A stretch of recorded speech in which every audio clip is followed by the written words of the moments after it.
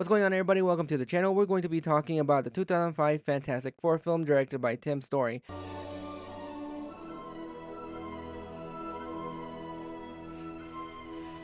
Now, this is a movie that holds a very special place in my heart because it came out when I was about 10 years old. So, this movie was tailor made for me.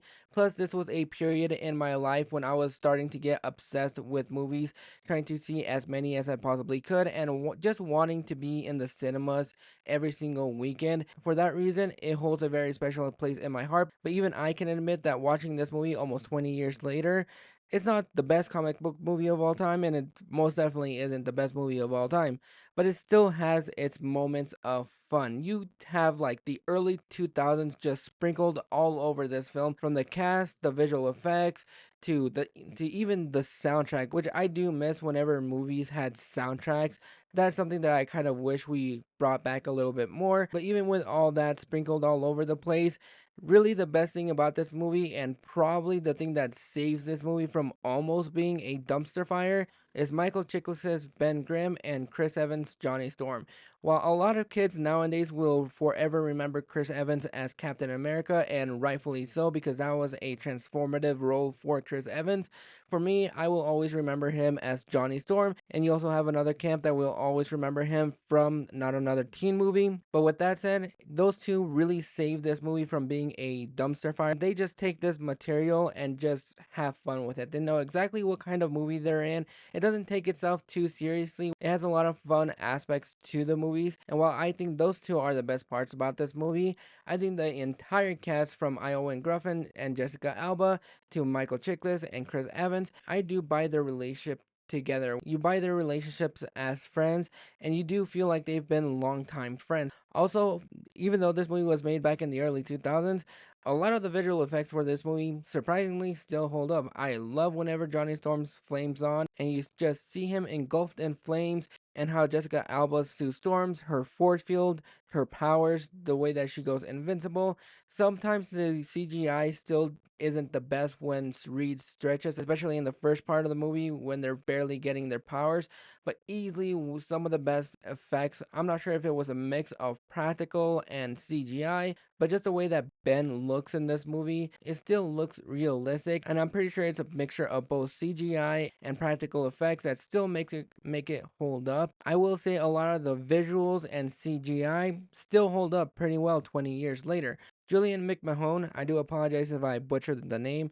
He just recently passed away, so it was a little bit hard to watch this movie, especially leading up to the new Fantastic Four film. I do think there are aspects about his Victor Von Doom that are okay. I think his costume reveal is still one of the most satisfying things to see on screen.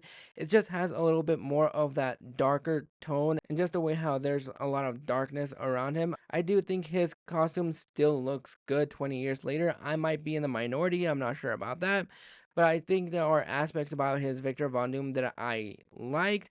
I just didn't love his Victor Von Doom. It just felt very stereotypical villain, and he doesn't really do much besides be pissed off and make a lot of threats until he finally gets Ben to give up his powers in order for him to be a little bit more stronger and really be Victor Von Doom. I just wish they written him a little bit better, because there are aspects about his Victor Von Doom that I thought was fine.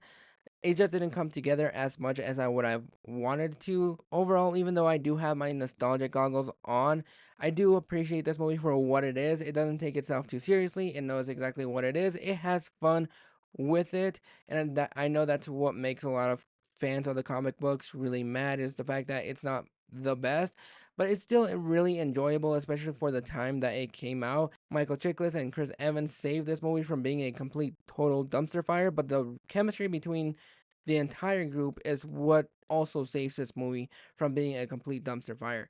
Is it the best movie of all time? Absolutely not, and it most definitely isn't the best comic book film of all time. But overall, I still have a lot of fun with this movie. It's enjoyable to a certain degree. There are aspects about this movie that I really enjoy. Some aspects I kind of wish they leaned a little bit more, especially when it came down to the structure of the story, especially when it's going full speed ahead, because it does go incredibly fast. You get to meet Victor Von Doom at the beginning of the film, and then we are immediately thrusted to this space exploration where they're going to be getting their powers and to come back. They get their powers, they're trying to figure out exactly how it works, which is something that I really like to see. Also is how Reed is trying to help everybody go back to normal, but there are obstacles getting in the way. There's that decision of whether or not we should go through with this because it could either make it worse or it can make it better. So I really like how they had that power struggle. But overall, I'm going to go ahead and give Fantastic Four a 6 out of 10. It's early 2000 cheesy fun that I really enjoy. And while I still think that this movie could have been better and Victor Von Doom could have been written better and used a little bit more, I still enjoy this movie for what it is. It's cheesy, it's funny. Some of the humor in this movie still lands, some of it it's okay. But those are my thoughts on Fantastic Four. Let me know down in the comments if this is a movie that you just desperately hate or it's just the one that you have those nostalgic goggles for. Drop your thoughts in the comments below and we'll catch you guys for the next video.